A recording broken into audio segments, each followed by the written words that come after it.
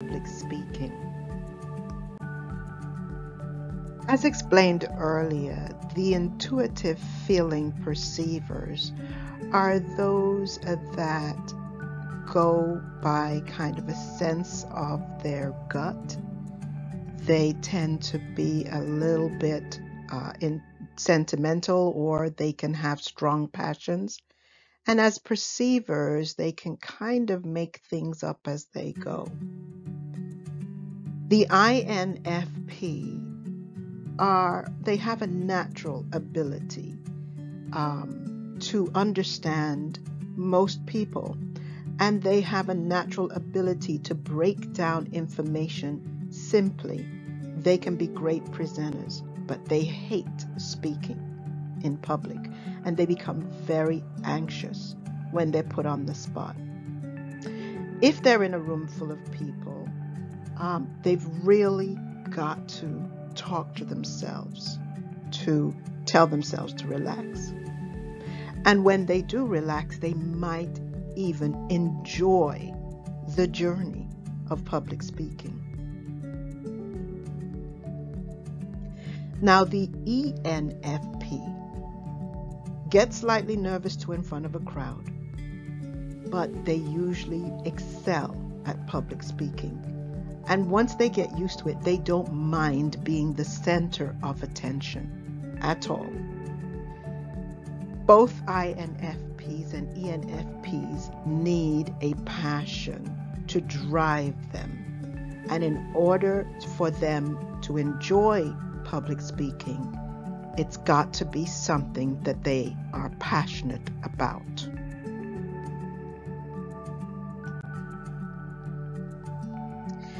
So let's talk a little bit now that we have completed all of the personality types, and we've talked about how those personality types are as public speakers, and what are some of the things that the personality types can do to become more effective or better public speakers. Have you heard of an ambivert? What is an ambivert? Well, we know that introverts are folks that are more internally focused. Introverts tend to be types that people think of as shy. And I know, being an introvert myself, I'm not shy. But an introvert is somebody that gets their energy from being alone, from being or thinking or developing skills inside of themselves and then putting it out to the world. The extrovert, on the other hand, enjoys the interaction. They enjoy being in social situations, and they get their energy from being in social situations. The ambivert is the balance of the two. The ambivert is a person who has a balanced introvert-extrovert personality type. What this means is that they could go either way. They enjoy social settings, although I would say ambiverts do not enjoy huge crowds for long periods of time. But they can certainly enjoy being in a crowd or being in a situation where there are lots of people there. And so they feel comfortable speaking in a crowd. They feel comfortable speaking in a small group. They're balanced. The ambivert tends to or could seem like an introvert at times and seem like an extrovert at other times.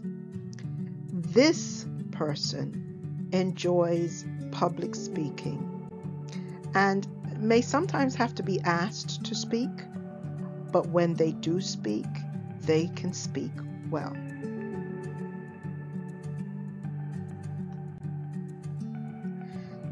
Now, to end this course, the one thing that I always leave you with in terms of public speaking is that no matter what, no matter your personality type, no matter what the circumstance is, if you're going to be doing a speech, there are things that you must do. And so first and foremost, as I've said throughout this presentation, no matter what type of personality type you are, you must know your material. If you want to appear credible, and if you want to appear confident, you must know what you're talking about. If you don't, you'll find that your audience will disengage quickly, or during the question and answer period, they will definitely ask you, or they will poke holes in your speech, and that will lead to a deflated feeling and a lack of confidence for the next time you have to speak. So do your research, guys. Don't go, especially the perceiving types, don't go unprepared to a speech. Understand how to engage your audience, and what this means is that you must take a look at your audience and see how your audience is responding to you. If your audience is getting bored, if you find that they're looking away, looking at their phones, talking to each other, you have got to pivot. And what that means is, if you're speaking in a low tone, raise your tone. If it means that you are an extrovert and you're comfortable engaging your audience, ask the audience a question, especially if it's not a large crowd. Ask them a question. Wait on them to answer it. This way, you're putting the onus on your audience to respond and re-engage with you. Engage your audience. Always take a look at the audience, take a look at their non-verbal body language to see if they're engaged. You'll know if they're engaged. They're leaning forward, they're giving you eye contact, they're nodding their heads. If they're disengaged, you'll know, re-engage your audience. And then, before you give your speech, practice, practice, practice. Practice the speech. Do not read it verbatim unless it is mandated that you do so.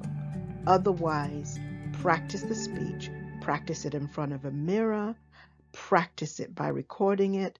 Practice it to a small live audience of your peers who can give you some good feedback.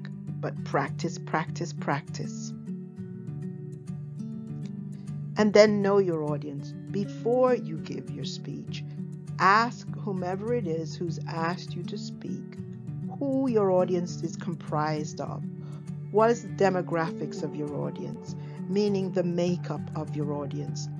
Do you have folks of your age, older, younger, in between?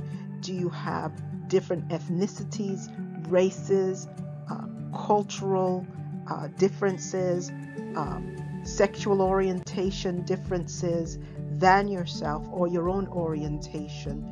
Make sure that you know who you're speaking to. Never do a generic speech. Never do a one-size-fits-all speech. Do a speech that is tailored to your specific audience. Do use presentation aids. By this I mean slides, PowerPoint slides, Google slides.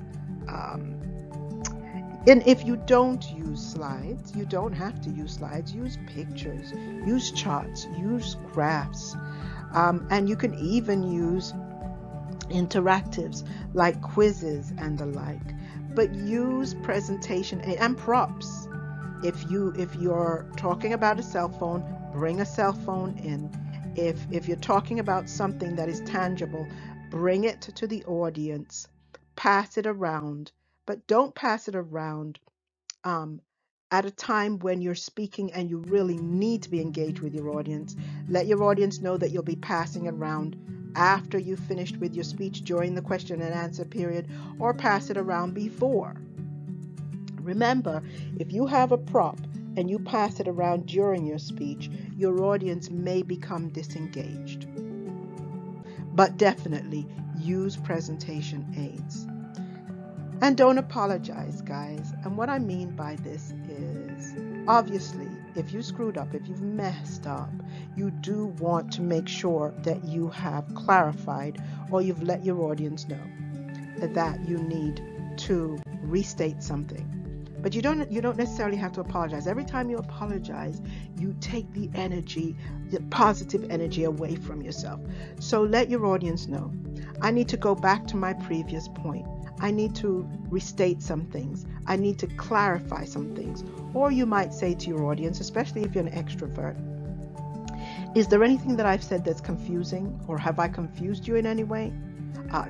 Is there a point that I need to clarify for you before I move forward? So come from a position of strength, and when you do, your audience will appreciate it, and so will you. You will feel positive still, and you will be in a positive state of mind. And that helps by not saying, oh my God, I screwed up. I'm sorry. I apologize. There are other ways to handle that. And finally, relax, guys. Relax. If you know your material, if you've engaged your audience, if you've practiced, if you know who your audience is and you're speaking specifically to that audience, and you found presentation aids that match your audience and that they will respond to, and you're using your positive energy, you can relax because you can be yourself. And please, please, please, please don't try to be anybody else but yourself. Now remember to use conversational language. Speak to the level of your audience. If you're speaking to high school students, don't speak to them as if you're speaking to somebody who's in your business circle or some other audience. Speak to the audience in the language that they will understand. Use conversational language. Use an outline as your guide. And in my course, in becoming an effective public speaker, I've given you 2 free outlines to use as your guide. Use an outline as your guide. And be knowledgeable. Be knowledgeable helps you to appear credible. When you appear credible, you appear confident and you feel confident. So be knowledgeable. Now, if you do this, you've got this. You too can overcome your fear of public speaking. Take good care, guys.